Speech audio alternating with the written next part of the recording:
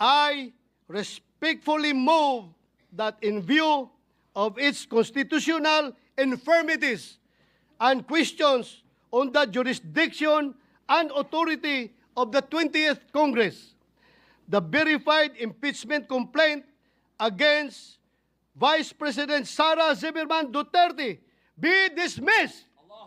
Point of order. I have the floor, Mr. Point of President. order. I have the floor, Mr. President. A point to of make order, way Mr. President. for Session- taking of the session oath is before the suspended. presiding officer. Chair now recognizes Senator Bato de la Rosa. You may proceed, sir. Thank you, Mr. President.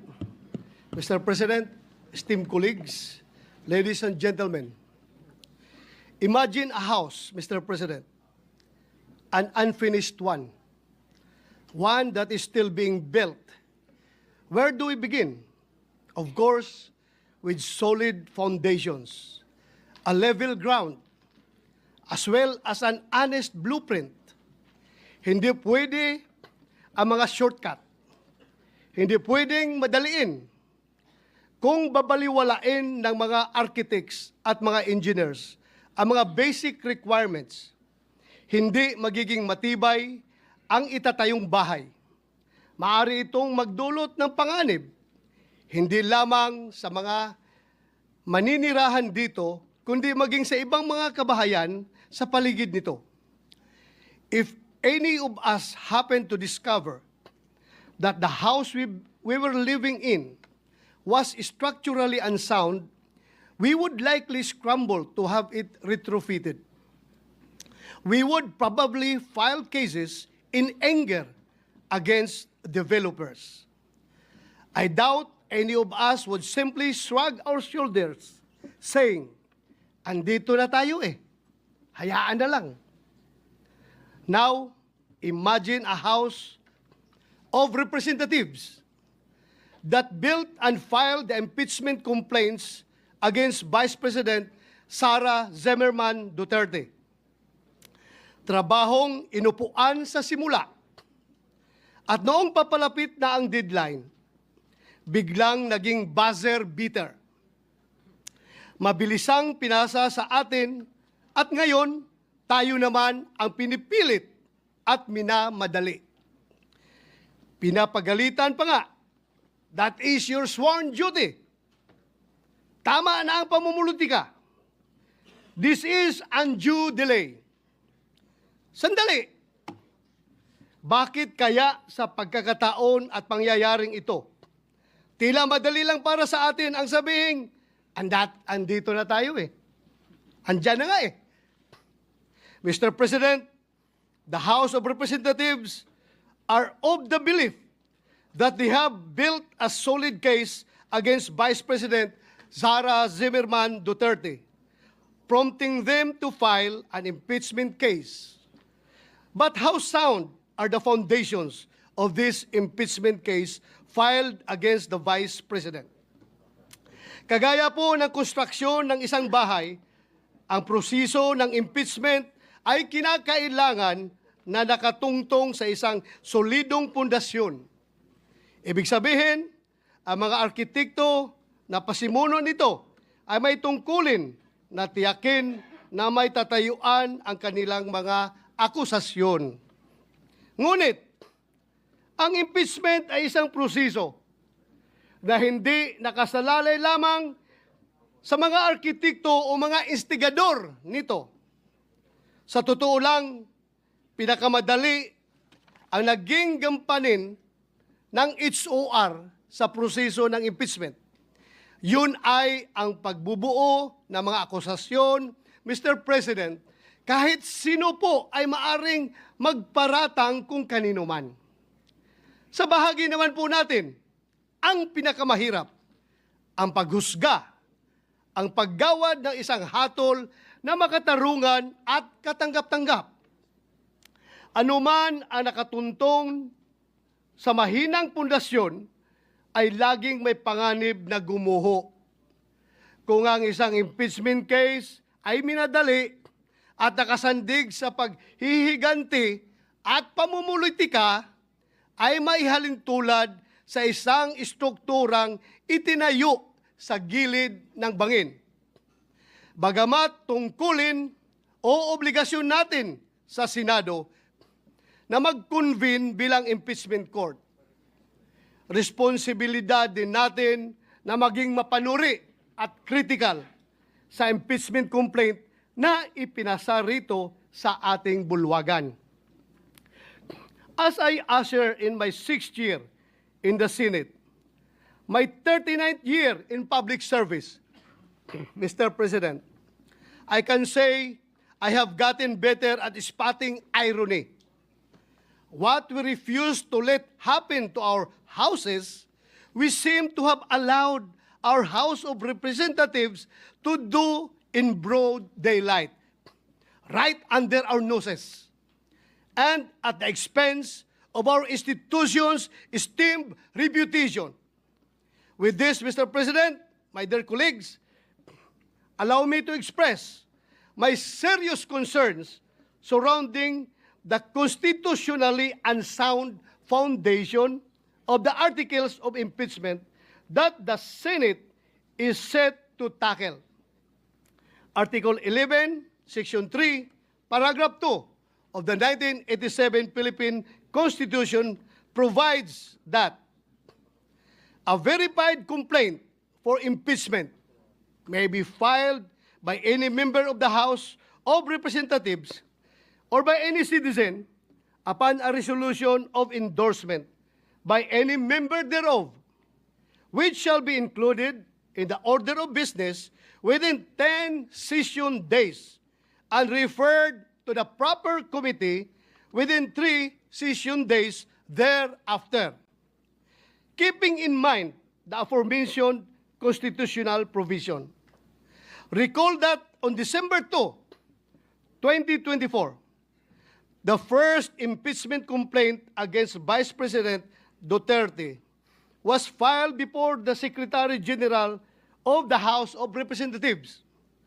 The second and third impeachment complaints were filed on December 4, 2024 and December 19, 2024, respectively. These complaints were each endorsed by members of the House of Representatives.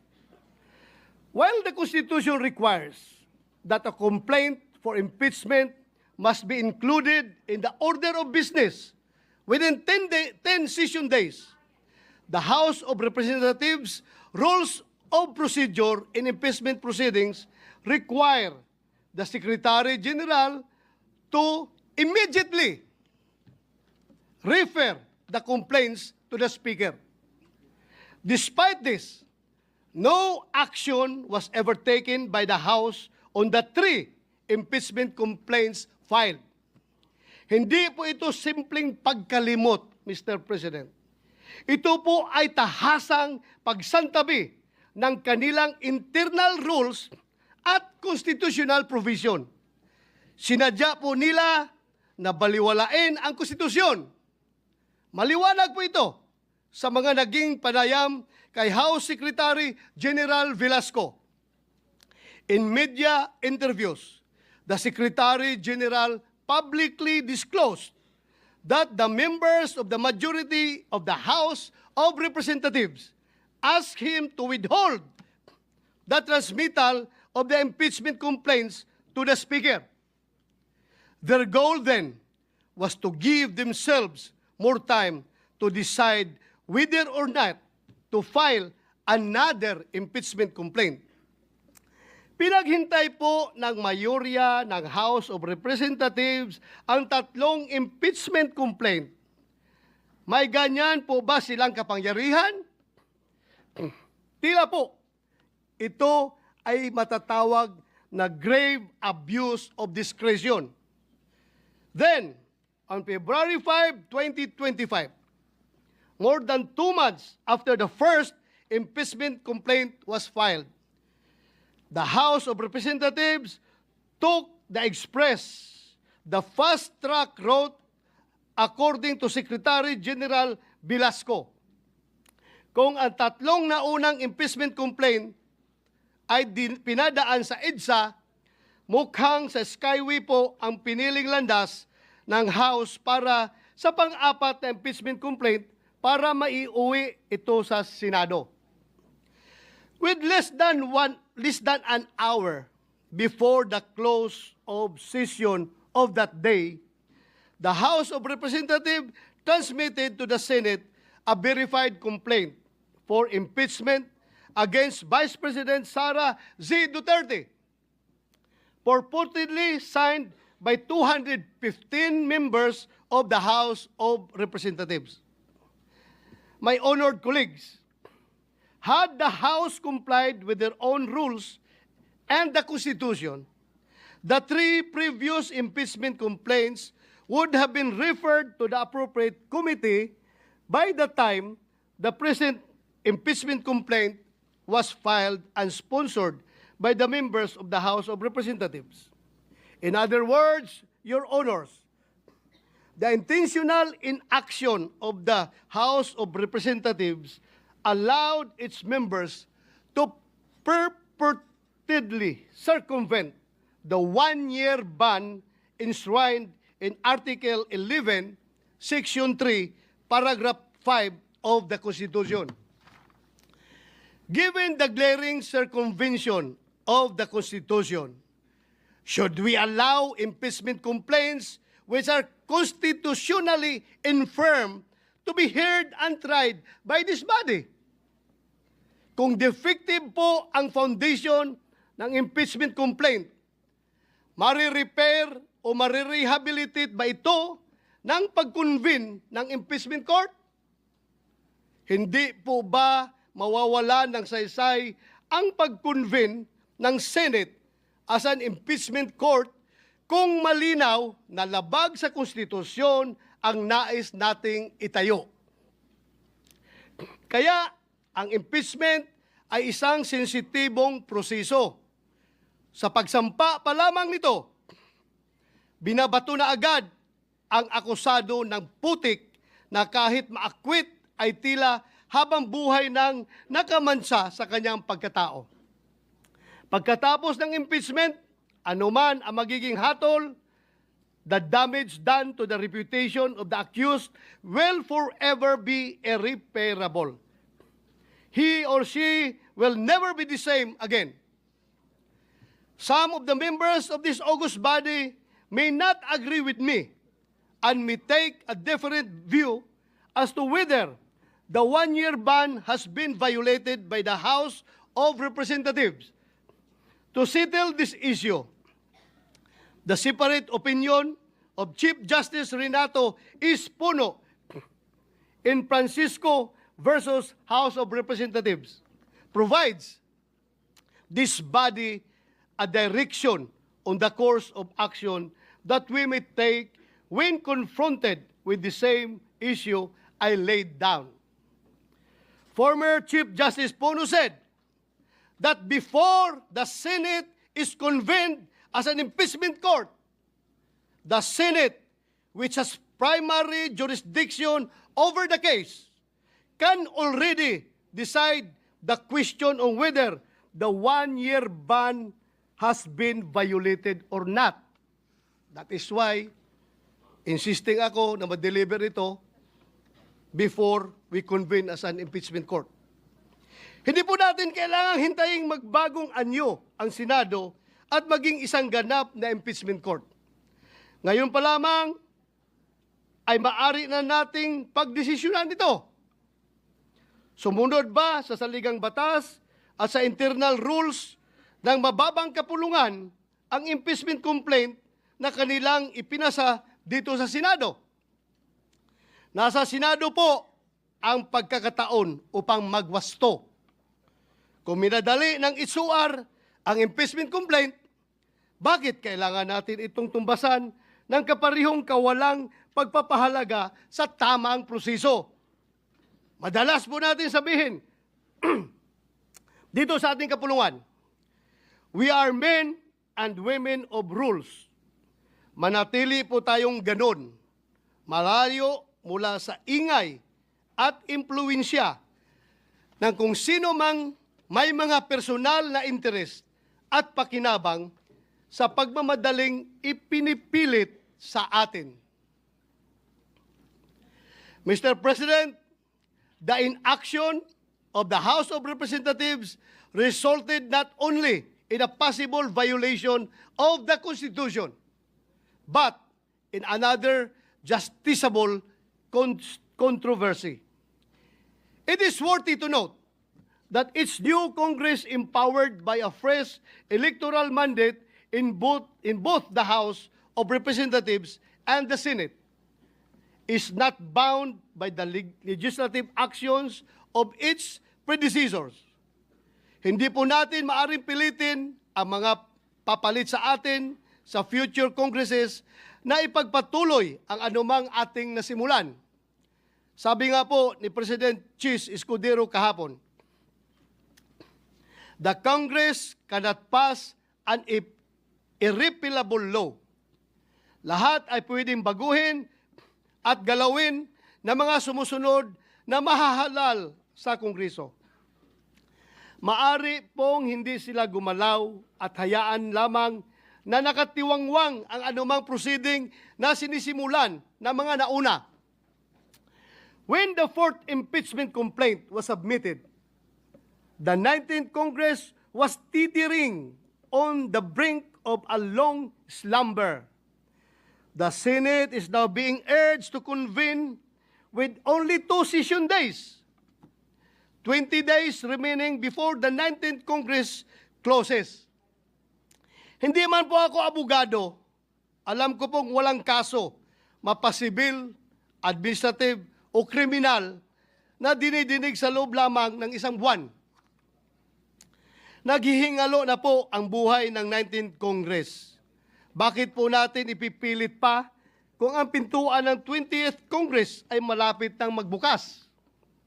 Malinaw naman po sa ating Rules of Procedure on Impeachment Trials, kailangang isumon ang person impeached para paharapin sa Senado. Kailangan din siyang bigyan ng 10 araw para mag-submit ng kanyang answer. 5 araw naman ang ibinibigay sa mga prosecutor para mag-file ng kanilang reply.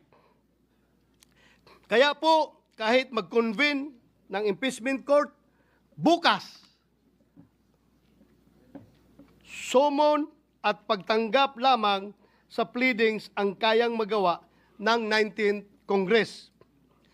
Sigurado na po tayo na ang trial kasama ang pagrepresenta ng ebidensya ay magaganap sa 20th Congress, kung saan bago na po ang komposisyon ng Senado at mababang kapuluan.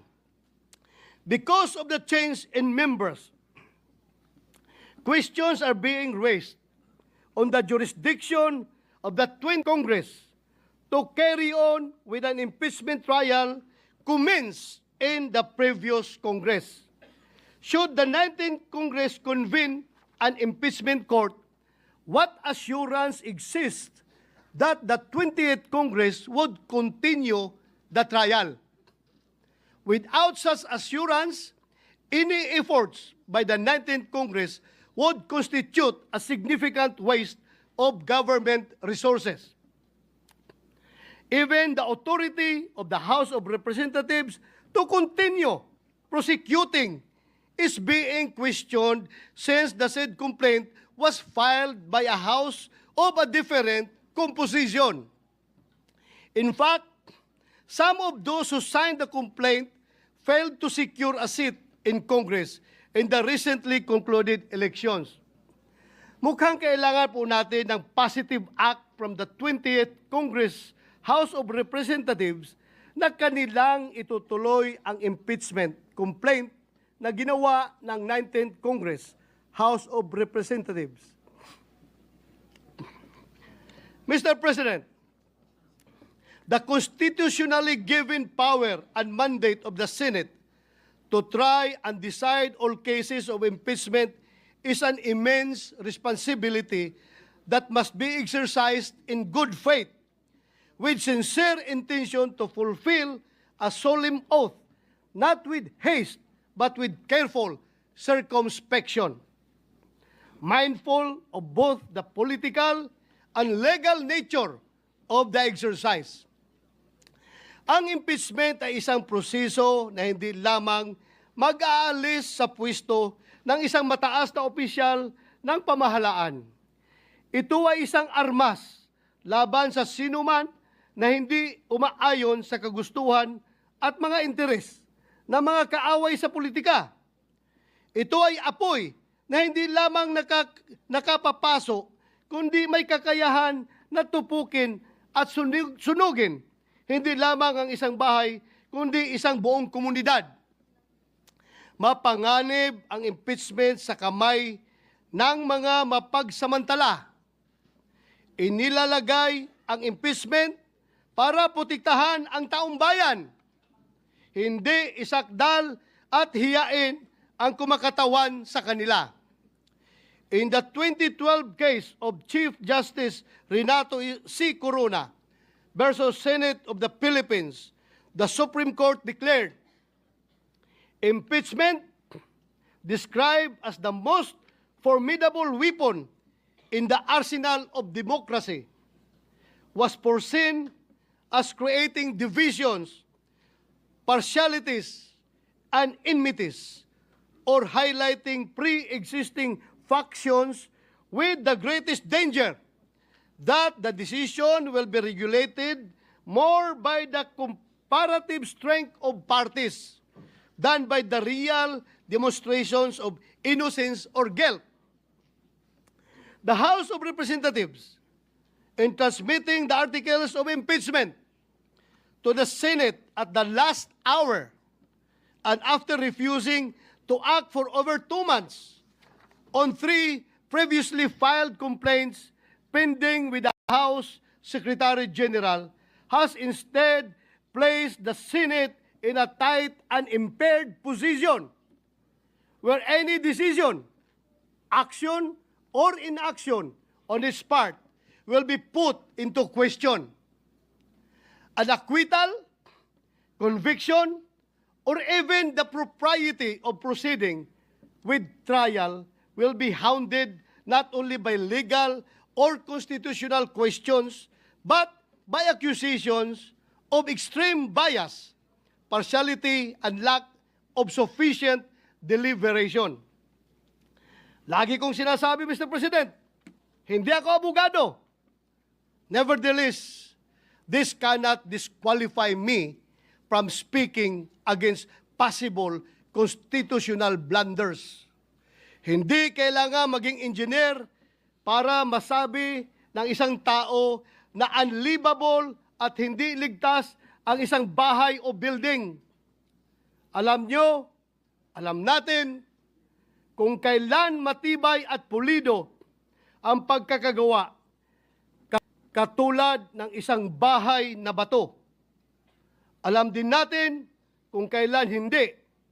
When the floor starts to crack, when the walls begin to shift, and when leaks appear where there should be none, there and then, Mr. President, there and then, forthwith, we say, this was not built well.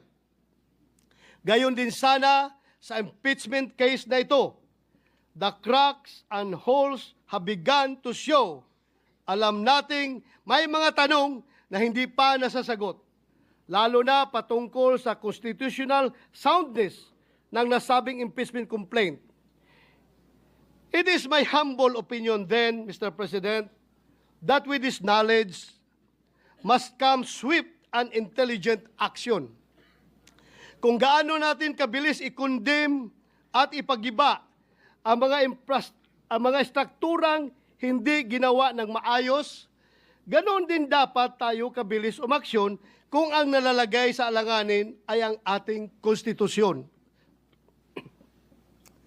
In the spirit of true action, therefore, allow me to end by moving. I respectfully move that in view of its constitutional infirmities and questions on the jurisdiction and authority of the 20th Congress, the verified impeachment complaint against Vice President Sara Zimmerman Duterte be dismissed. Mr. President, since I have still the floor, I would like to call Senator Bongo. Mr. President. Mr. President, will the good gentleman yield the floor for a few remarks as part of the privilege hour availed by Senator De La Rosa? Yes, Mr. President, no problem with me. Thank you, Mr. President. Mr. President, I agree with the speech of Senator Bato De La Rosa. Ang gusto nating kalabasan ng paglilitis na ito ay hustisya. Senator Go, before you proceed, Chair has not yet recognized you. Session is suspended.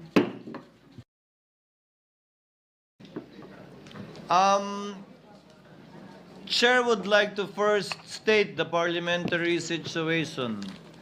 After the privileged speech of the Honorable Bato, he asked that the chair recognize Senator Bongo to deliver a seconding speech to the motion he made at the end of his privileged speech.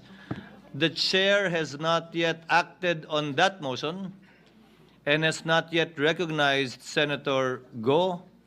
And before the chair declared a short suspension, 2 members raised their hand to be acknowledged and be heard, and the chair intends to listen to them first before acting on the pending motion.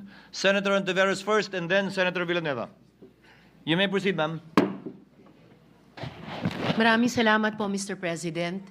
Immediately after the speech of the good gentleman from Davao, I move that any interpellation or any action, any seconding speech on the privileged speech be suspended momentarily after his speech to allow us to take our oath, which was the subject of the approved motion yesterday, and again, which was the subject of the approved motion yesterday, which is an offshoot of a question of privilege, which takes precedence over all motions.